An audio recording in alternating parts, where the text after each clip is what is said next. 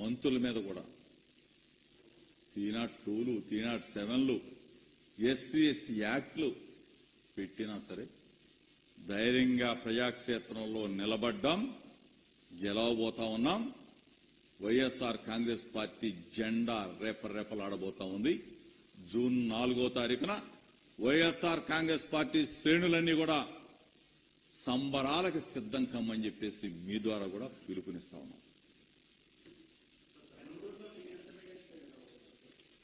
పెనమలూరులో బ్రహ్మాండమైన మెజార్టీతో గెలవబోతా ఉన్నాం. ఎందుకంటే ప్రజలు నమ్మారు, జగనన్నని దీవించారు, జగనన్నని మెచ్చుకో. ఎన్నిక ఎప్పుడు జరుగుద్దా? 5 సంవత్సరాలు జగన్మోహన్ రెడ్డి గారు మన కోసం సేవ చేశాడు, జగనన్న కోసం ఫ్యాన్ గుర్తు మీద ఓటు వేయాలని చెప్పేసి తహతహలాడారు. ఫ్యాన్ గుర్తు మీద ఓటు వేశారు.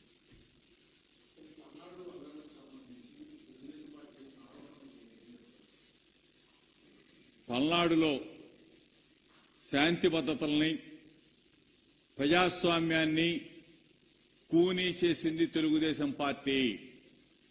అక్కడ అల్లర్లకి ప్రేరణ తెలుగుదేశం పార్టీ, చంద్రబాబు నాయుడే. ఎక్కడ ఏది జరిగినా సరే రెచ్చగొట్టే కార్యక్రమం చేసింది చంద్రబాబు నాయుడే, తెలుగుదేశం పార్టీనే. మేము ప్రజాక్షేత్రంలో శాంతియుతంగా ఉన్నాం, మేము ప్రజల పక్షాన ఉన్నాం, ప్రజలు మా పక్షాన ఉన్నారు. ఈ పరిస్థితుల్లో ప్రజలు ఓటు వేయడానికి మాకు సిద్ధంగా ఉంటే మా పార్టీ మేమెందుకు అల్లరి చేస్తాం, మేమెందుకు రెచ్చగొడతాం?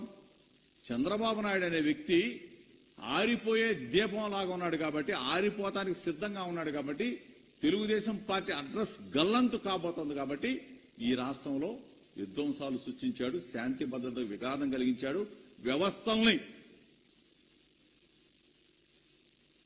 వ్యవస్థలన్నిటిని కూడా అడ్డం పెట్టుకుని ఆ వ్యవస్థల్లో ఉన్న కొంతమంది వ్యక్తులని ప్రలోభాలకు గురి చేశాడు, ప్రలోభ పెట్టాడు.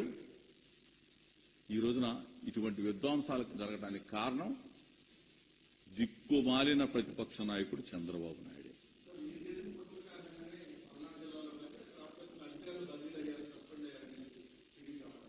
అసలు మేము కుట్రలు చేయాల్సిన అవసరం మాకేముంటుంది? అధికారులు ఉన్నారు, ఎలక్షన్ కమిషన్ వచ్చింది. ఆ ఎలక్షన్ కమిషన్ కి తెలుగుదేశం పార్టీ ఆ పురంధరేశ్వరి కొంతమంది అధికారుల మీద రిపోర్ట్ ఇచ్చారు. దాని ఆధారంగా ఆ జిల్లాల్లో ఉన్న అధికారులను మార్చారు.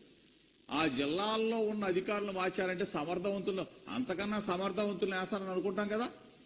మరి అక్కడే అల్లర్లు జరిగినాయి, అక్కడే ఇబ్బంది పెట్టారు, మళ్ళీ ఆ అధికారులనే సస్పెండ్ చేశారు. అంటే ఉన్న అధికారులు సమర్థవంతులైతే ఆ సమర్థవంతమైన అధికారులను తీసేసి అక్కడే మళ్ళీ కొంతమంది అధికారులు వేసి అక్కడే వాళ్ళని సస్పెండ్ చేశారంటే వ్యవస్థను ఏ విధంగా మేనేజ్ చేశారు, వ్యవస్థను ఏ విధంగా వాడుకున్నారు, అల్లాలకు ఏ విధంగా పాల్పడ్డారు?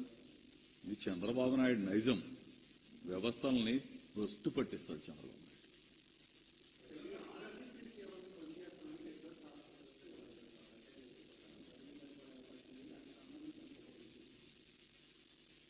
ఆరోగ్యశ్రీ అది మా patent, doctor YS Rajasekhar.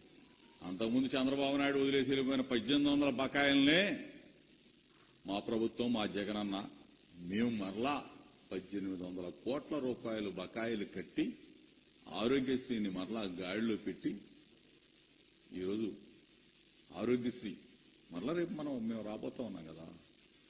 Jagananna మరలా ముఖ్యమంత్రి కాబోతా ఉన్నాడు.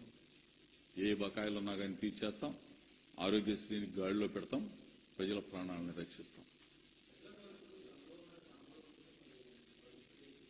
చంద్రబాబు నాయుడు కనపడబోదు, ఇద్దరిని అడగాల. రేపు ఏం చెప్తారో చూడాలి. ఇద్దరు రైటు లెఫ్ట్ ఏం చెప్తారో ఈ రామోజీరావు గారు, ఈ రాధాకృష్ణ గారు. ముందు వీళ్ళిద్దరికి ఇబ్బంది చంద్రబాబు నాయుడు కనపడకపోతే, ఎందుకంటే వీళ్ళిద్దరే పట్టుకొచ్చేస్తారు.